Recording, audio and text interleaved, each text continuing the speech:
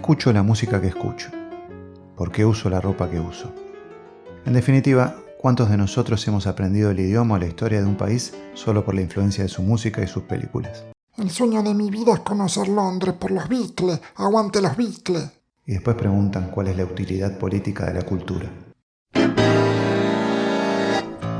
Soy Gabo Merlino, esto es Cambalache, la historia del otro lado de la historia, podcast temporada 3. Suscríbete, dale me gusta y todo eso. Para 1940 la influencia cultural de Argentina en el continente era gigante.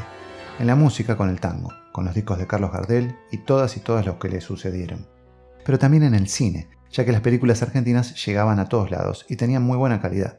Es más, una producción de Lumiton de 1941, llamada Los Martes Orquídeas, película consagratoria de Mirta Legrand. Para 1941, Mirta Legrand... No, definitivamente no me cierra. Y musicalizada por Enrique Delfino, uno de los padres del tango moderno, fue más allá de todo. La peli tuvo tal éxito que Columbia Pictures le compró a Lumiton el libro y la llevó a Hollywood, donde se estrenó en 1942 con el nombre Bailando nace el amor, protagonizada por dos superestrellas, el bailarín Fred Astaire y la actriz Rita Hayworth. Sí, Hollywood le compraba ideas al cine argentino en esos tiempos. Se terminó, hasta acá llegamos, recalculando.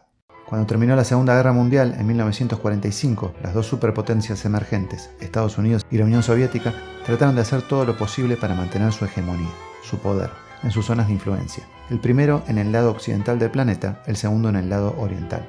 La idea era básicamente crear una estructura para convencer a las poblaciones de cada lado de no cambiar de bando. O sea, que los de Oriente no se hicieran capitalistas y que los de Occidente no se hicieran comunistas. Los soviéticos y sus aliados se cerraron a toda influencia del resto del mundo. Los norteamericanos, por su lado, trataron de aumentar su presencia ideológica en toda la zona de Occidente.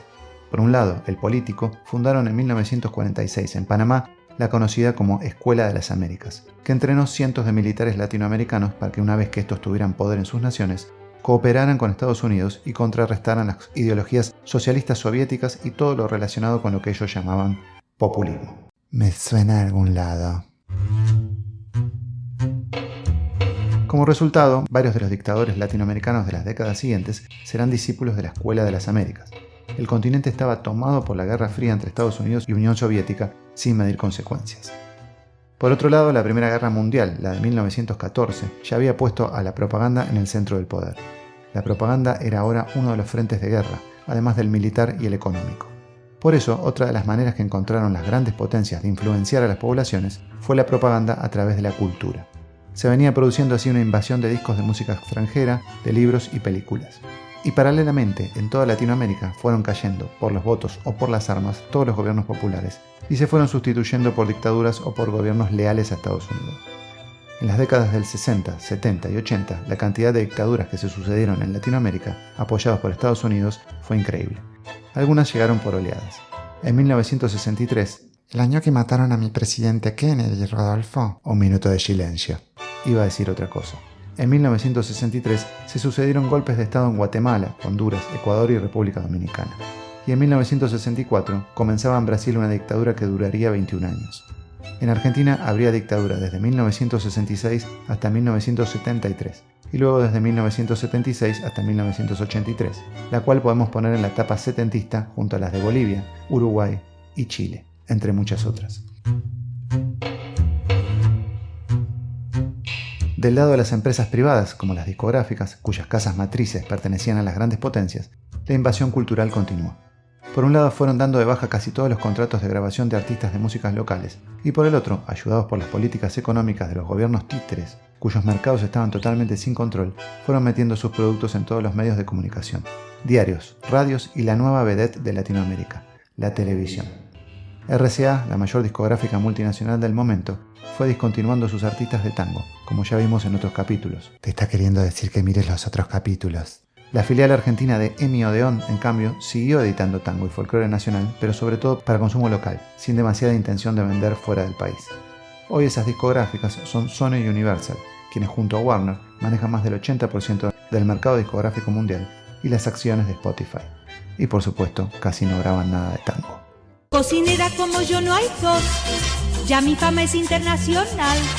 Si me llaman de París y me buscan de New York, cocinera como yo no hay dos. Una de las ideas en el plano de dominación cultural fue la de imponerle con más fuerza los gustos artísticos a la gente. Un proyecto que, si bien ya había comenzado desde hacía unas 3 décadas, con el nacimiento de la publicidad, se iba a intensificar fuertemente en los 50 de posguerra. ¿Por qué hacer esto? En el plano económico, porque la industria del entretenimiento significa un enorme negocio que mueve miles de millones de dólares. En el plano político, la necesidad de tener una población homogénea y previsible, y además debilitada culturalmente, sin identidad ni sentido de pertenencia. Yo quiero ser un patriota como Tom Cruise, el de Top Gun. Voy a escuchar este disco de los Porongers porque lo recomendó Bruce Willis. Por ejemplo, la película Rebelde sin causa de 1955, protagonizada por James Dean, popularizó el gin en el mundo entero. La película Rock Around the Clock de 1956 popularizó el rock and roll hasta convertirlo en fiebre. Las dos producciones estadounidenses. Y no critico estas dos cosas, porque quien les habla usa gin todo el tiempo y escucha entre otras cosas rock and roll. Entonces, ¿de qué te quejas? Pero es increíble cómo un solo producto de la industria cultural puede cambiar los gustos de medio planeta en un abrir y cerrar de ojos. También estos personajes imponen una forma de ser de los jóvenes que ya venía desde hacía un tiempo, una especie de desencanto con las generaciones anteriores y toda manifestación cultural que los representase, una ruptura total, con una excepción, el plano político. Este tipo de personajes no tiene compromiso político alguno, para eso que hablen otros. Por eso, rebelde sin causa, acá está todo bien, no hay por qué cambiar nada. Claro, eran tiempos del código Hays en Estados Unidos, que era un código de censura para las producciones, que ponía bastantes condiciones en los guiones. La ley, natural o humana, no será ridiculizada. Los sacerdotes nunca se podrán mostrar capaces de un crimen o de un grupo impuro. El personaje de Cristo debe ser tratado con respeto. El carácter sagrado de la institución del matrimonio y del hogar será mantenido. El adulterio no debe ser justificado.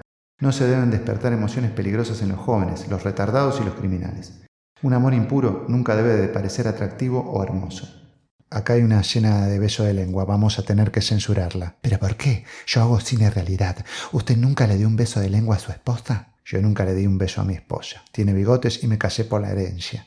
La gran paradoja es que mientras ellos presentaban a su música como la música de la libertad, allí adentro en Estados Unidos, la censura a los artistas era moneda corriente. No insultar al país más libre del mundo. Más allá del código Hays y de las indignantes leyes Jim Crow de segregación racial, casi únicas en Occidente, y de la ley McCarran-Walter, que impedía la entrada de extranjeros al país según su ideología, los 50 fueron el tiempo conocido en Estados Unidos como McCarthyismo, que era una doctrina impulsada por el senador Joseph McCarthy para perseguir comunistas o críticos al sistema en general. Músicos de jazz, cantautores, escritores y actores de Hollywood, entre otros, eran perseguidos y proscriptos por sus ideas políticas, ingresando a listas negras que no les permitían trabajar o siendo directamente encarcelados. Libres sí, pero un poquito controlados mejor. Y el rock también empezó a dividirse a mediados de los 60. Nace un rock de protesta, encabezado por figuras como Joan Baez y Bob Dylan, que no eran otra cosa que continuadores de los cantautores folk de protesta estadounidenses de las décadas anteriores, como Woody Guthrie o Pete Seeger, que vendían mucho menos y que la pasaban peor. Pete Seeger, por ejemplo, fue encarcelado por el macartismo durante un año y censurado por 17 meses. También aparecen desde los 60 músicos de rock tanto en Estados Unidos como en su aliado Inglaterra, que no solo muestran su disconformidad ante el régimen, como John Lennon, sino que también comienzan a realizar composiciones musicales de alto nivel, como Pink Floyd, Led Zeppelin, The Beatles, The Rolling Stones o Queen, entre muchísimos otros. Esto llegó a un punto que se llegó a hablar de una contrainvasión de músicos ingleses a Estados Unidos en 1964. Nos invaden de Inglaterra, el comandante Richards está a cargo.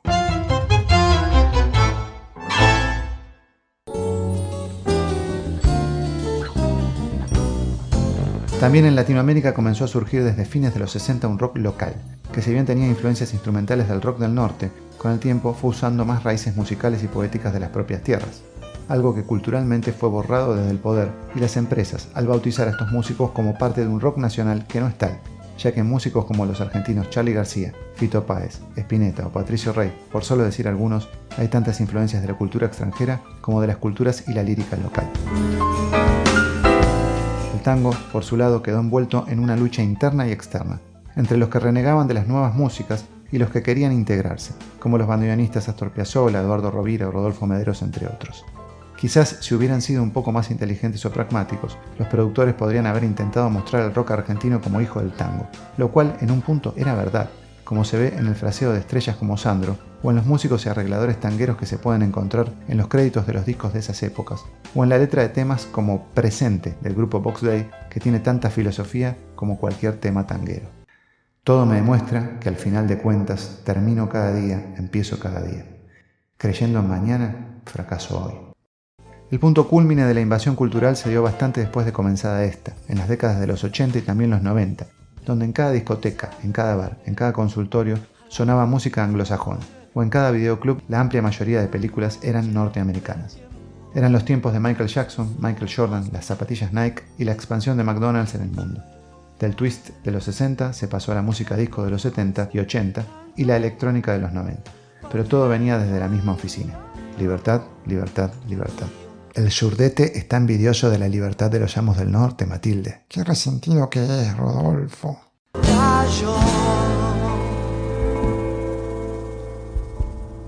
Pero no todo en la cultura es invadir o conquistar. A diferencia de las otras dimensiones de poder, la política o la económica, la cultura tiene otras ventajas. El gran filósofo francés Michel Serres decía que si yo tengo un pan y vos un dólar y lo intercambiamos, habrá un equilibrio. Yo tendré un dólar y vos un pan. Pero si vos tenés un poema y yo no tengo nada, y vos me mostrás el poema, al final del intercambio yo tendré un poema, pero vos también lo habrás conservado. En el primer caso hay equilibrio, eso es mercancía. En el segundo hay crecimiento, eso es la verdadera cultura. Soy Gabo Merlino, esto es Cambalache, la historia del otro lado de la historia, temporada 3.